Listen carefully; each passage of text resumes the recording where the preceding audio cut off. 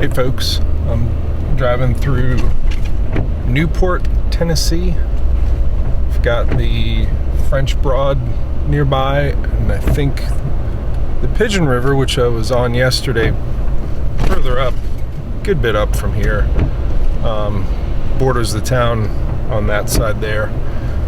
It's raining. It's okay.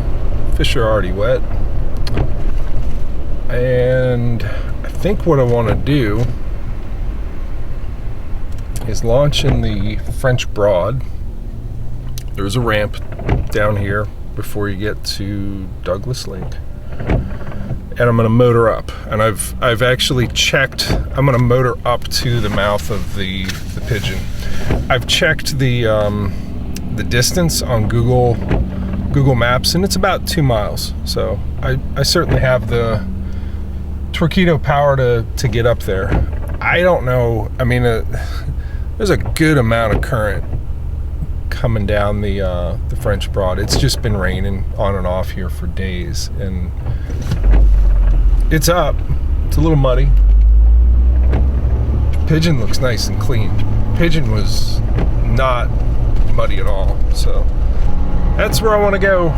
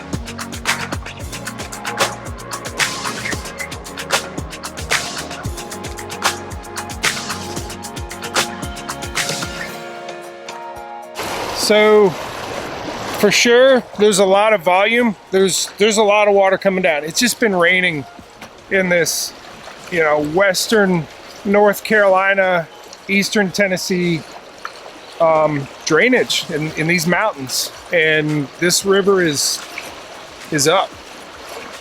It's dumping a lot of water into Douglas Lake back there.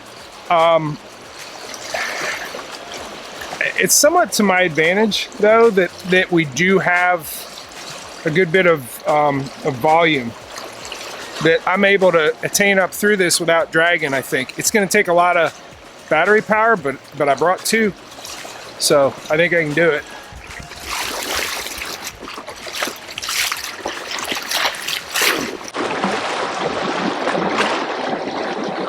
I keep my paddle in my lap when I'm attaining with the motor, because you never know when you're going to need a good brace.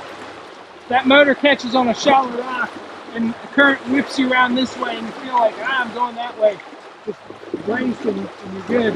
It also gives you a little bit more stability. I'm only at 380 watts. I can go up to 1100.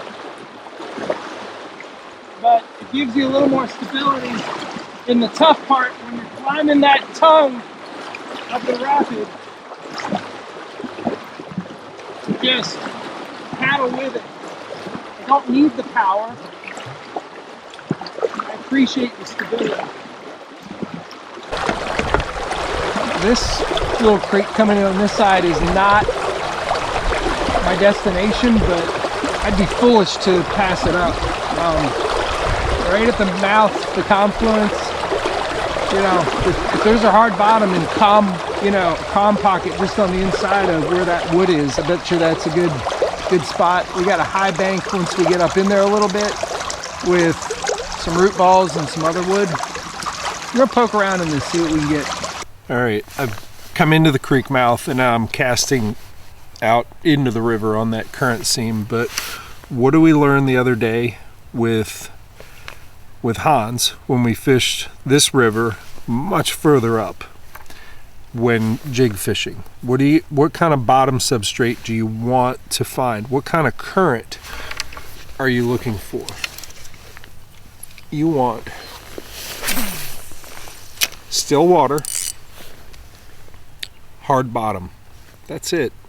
And a great rod like the St. Croix Legend Extreme is gonna tell you just as you're dragging it, like I can feel, it's sort of a, I think it's pea gravel out there. It is a hard bottom. It's not a real dramatic bottom. I think it's fairly flat, like this shoreline. There are fish there though. I think they're probably carp and other, I don't know, there's probably bait fish in there. But there could be smallmouth. Okay. Well, largie.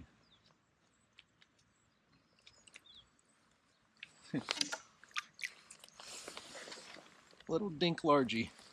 Skipped all the way up in there. That's something. So I've explored a good ways up this creek. I think I moved one decent fish just out on a sort of a bedrock flat. I can't tell you it was a bass. It could have been a carp, but I saw it. It was dark. It moved. Usually the carp aren't dark like that, so it was probably a bass. And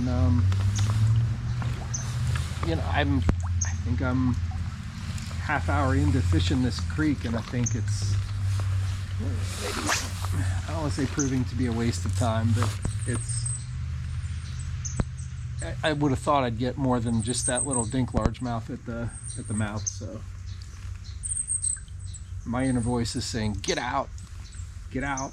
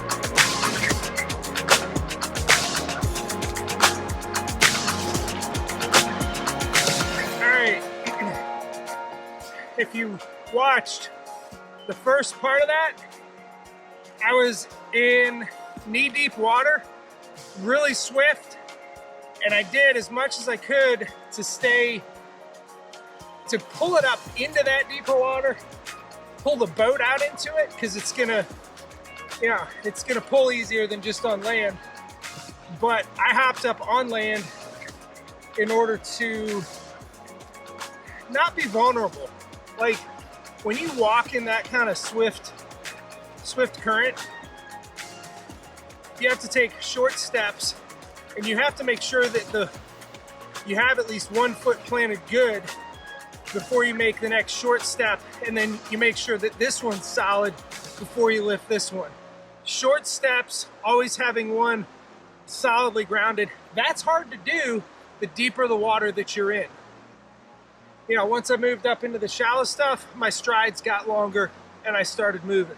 But that much current in kneecap deep water, you got to take it slow. And if you can stand in shallow water and pull it through that, you're better off. And that's exactly what I did. be careful when you do this. It's a slipping and going and being swept out into that pool is, I don't think it would end my day, but it would certainly aggravate me.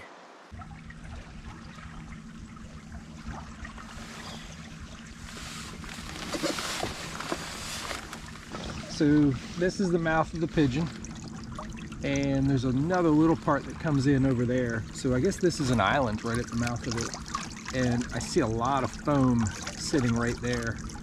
It still has some clear water. I mean, the French Broad comes down this way and it all becomes the French Broad.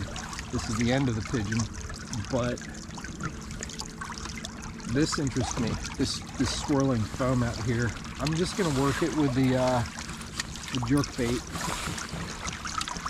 Confluences are always interesting and dynamic places. You know, two different water temperatures, two different water clarities. When one runs high, the other one backs up and vice versa. But yeah, this looks good. Someone's pretty accurate over there. Most of the shots I hear go ding and hit the target, I guess.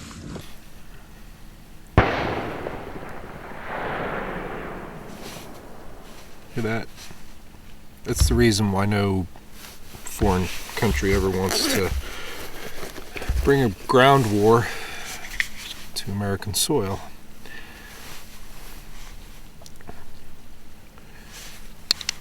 How many people deer hunt? How many people are proficient with a deer hunting rifle in the United States? I'm not, but there are a lot of them that are. Alright, I'm reeling this in. I want to show you this and talk a little bit about where my head's at, because with the exception of that, get off of there, that dink largemouth, I mean, without him, this is a skunk trip, and I'm several hours into it, and it's fitting. I have a seminar that I'm doing at Westbrook Supply Company in Atlanta, and the intro is raise your hand if you've been skunked so far this year, and I talk about how you learn more on the skunk trips than you do on the trips where you just, it's lights out.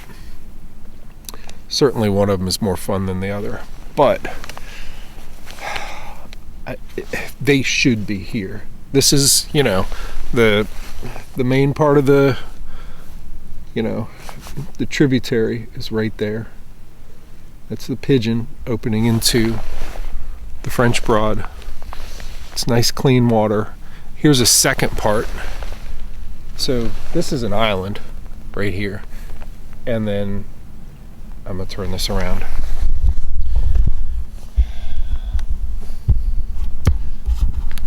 High bluff wall leading right to the confluence. Look at that foam. They should be in that. That's an active feeding spot connected to a whole lot of still water. This is winter water. They're not here. Why? Why aren't they? I mean, maybe I just haven't found it. Maybe I haven't given them the right presentation, but no, I don't believe that. I do not believe that. I've had quality presentations with jig and fluke and underspin and jerkbait, and it's not getting it done. And I'm thinking, are we too close to Douglas? Are we too close to the lake? Do these fish on the lower end of this, you know, Pigeon, French Broad, just say, screw it, we don't have to winter up here. We can just go down to the lake where it's easy. And then we come back up in the spring.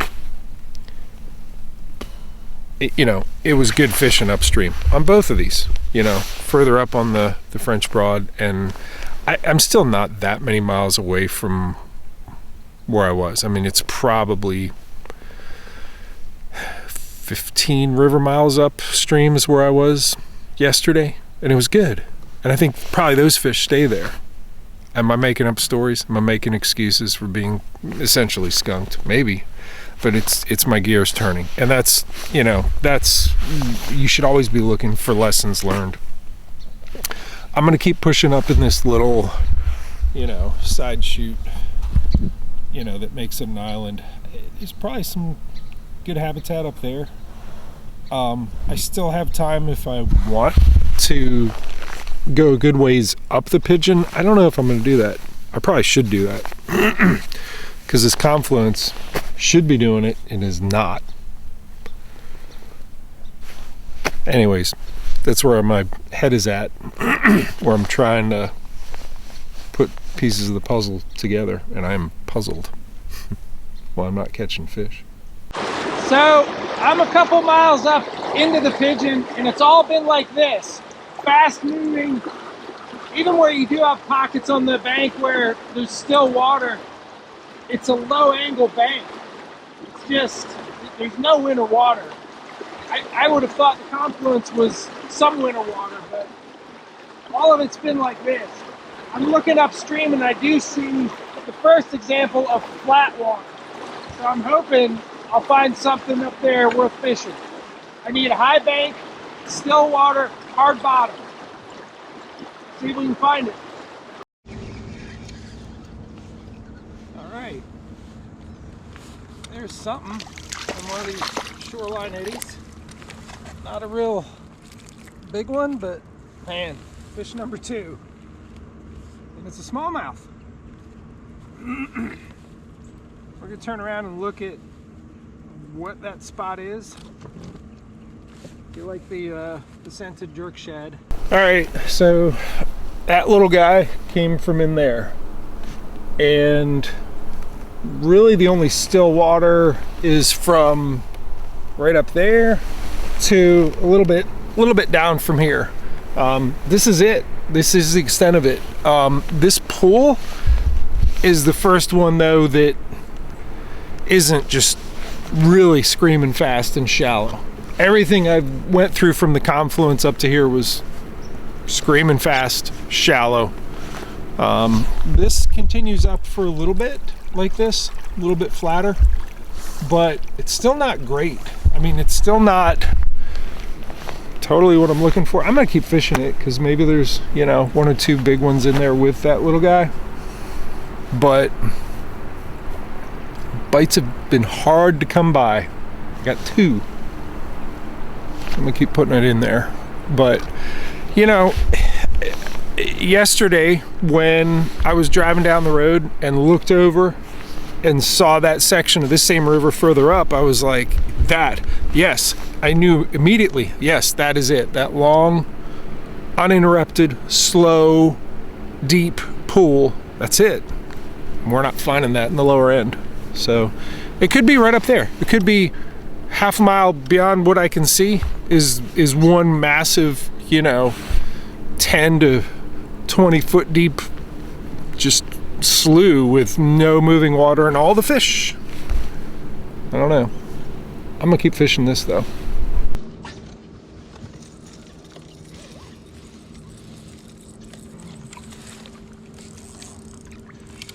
This might make the trip up here worthwhile. I think so. Oh, yes. Yes. Yes. Big smallmouth. Yes. Whew.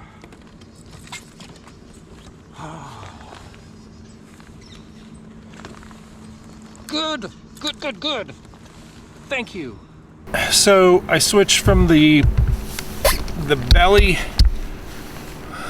weighted hook to this one, the finesse rigging bullets, where it really goes tail up, and I just let it sit, and this nice Pigeon River smallmouth made me feel a little bit better about myself. Thank you. Yeah. Good. So, this is probably one of the few winter pools in this section. I mean, there was so much fast water, even out on the French Broad. You know, a lot of fast moving water, a lot of shallow fast moving water, and not a lot of depth, and not a lot of still water. But this little foam lane here on the bank, I'm just up from where I got that first one. Hey folks, catching them on the Pigeon River here in Tennessee. Nice chunky river smallmouth. We'll get him back in. Say thank you, thank you, thank you. Bye-bye. And been catching them on the scented jerk shad with the rigging bullets. This one's called redfish toad is the color. And just skipping them into these shoreline eddies with foam, letting it sit, waiting for that nice, crisp, singular pop, and then set the hook. That's it. I'm doing a somewhat dangerous dance here. Like, I believe in the dusk bite in winter. Like,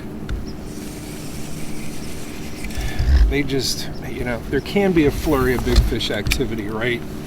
You know, right as it's getting dark, even a little bit after it. I can't stay this far up after dark, but I got a couple tricky fast turns down there to navigate. It's close. What I got that's you know, somewhat concerning to me is not far. I can actually hear some of it. Once I get to the big river, it's more wide open. You're going to see things. Yes, it's still all happening even faster out there, but there wasn't anything to navigate that was particularly difficult, or, you know, nothing that you can't see coming from a good bit off. So I'm dragging my feet on cutting and running. So I want one more fish. No, I want like 3 more big ones. We're always greedy. And it's been stingy today. It's 3 bites. 3 bites in like twice the time that I was on the water earlier this week, in which I caught like 12 or 18 fish. Three's been tough. But days when you get 3 and the 3rd one is the biggest is really how you develop the mental toughness. The hey, I'm gonna make it happen. There are fish here. The positive mental attitude and just being able to maintain focus when you have all these negative thoughts, which I've verbalized. Oh, they're not here. They all flush down to the lake, and I think there may be some truth to it, but you can't let that be something that stops you. It was close to stopping me. I almost said, no, I got to pull out, and I'm glad in a way that I didn't, and I came up into this river a little further. It confirmed the pattern, the type of pool that I found further up there. And I don't know that if I pulled out, you know, the amount of time taken out and putting back in somewhere else, how much productive time am I eating up? Anyhow, having the mental toughness, you develop that in winter. So much of what we do as winter river smallmouth anglers is visually assessing current speed. You know, trying to get a bait in the spot where these smallmouth don't have to work to hang out. They want to conserve energy. If you can put food where they're trying to conserve energy, just wait for them to take it. It's just a good tactic. But in rivers, there's so much water that's constantly in motion, or at least routinely in motion. And I say routinely, like, this is a pretty calm area right here. You give this river another foot of water, this becomes very turbulent. Maybe up towards, you know, that point or that little island up there.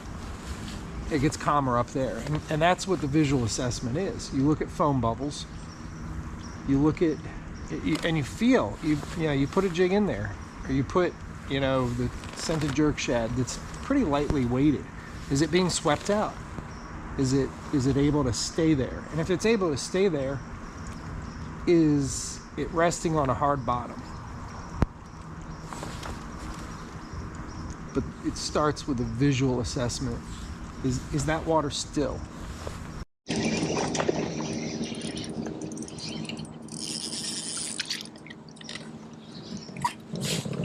Tiniest little tap. That was a very subdued. It's a strong fish. Not real aggressive. It's a good fish though. Stay on. Stay on.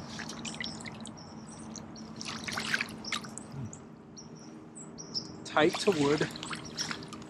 All right.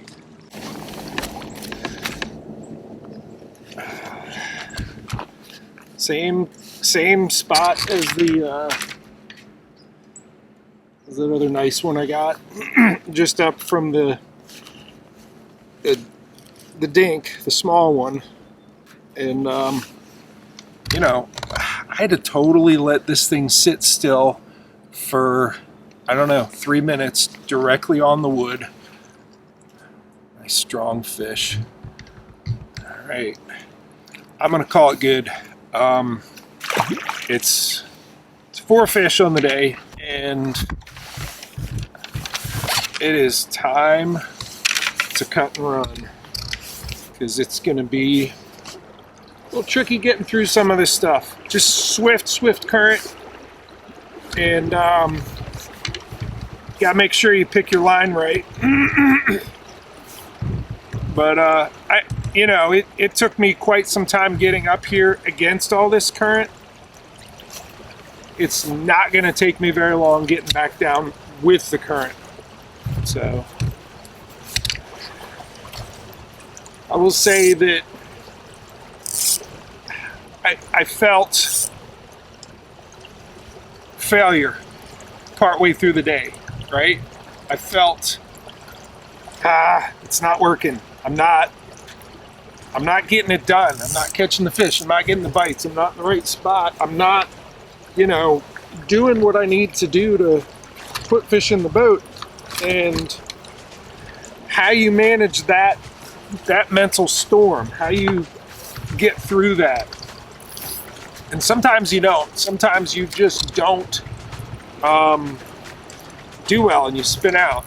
I didn't, and the more you fight, the more you persist, the more grit you have. That mental toughness of like, yes, I'm gonna keep going. I'm gonna try something different. I'm going to persist and believe that there are fish here. And there were. I just had to get way up there. And I think, you know, there was fish down there, but I didn't really find a concentration of them until there. Anyways, positive mental attitude. When you have your skunk trips, it's kind of like weightlifting. It's, you know, when you lift heavy weights and it's difficult, and you're trying as hard as you can to stick with it. That's where you develop your grit and be able to persist. It's good for you as an angler to have difficult days and not just say screw it and leave early. Don't do that. That's lazy. Do the work, persist, fight through it, grind. The more you grind, the more you eventually find them. And we found them. Thanks for watching.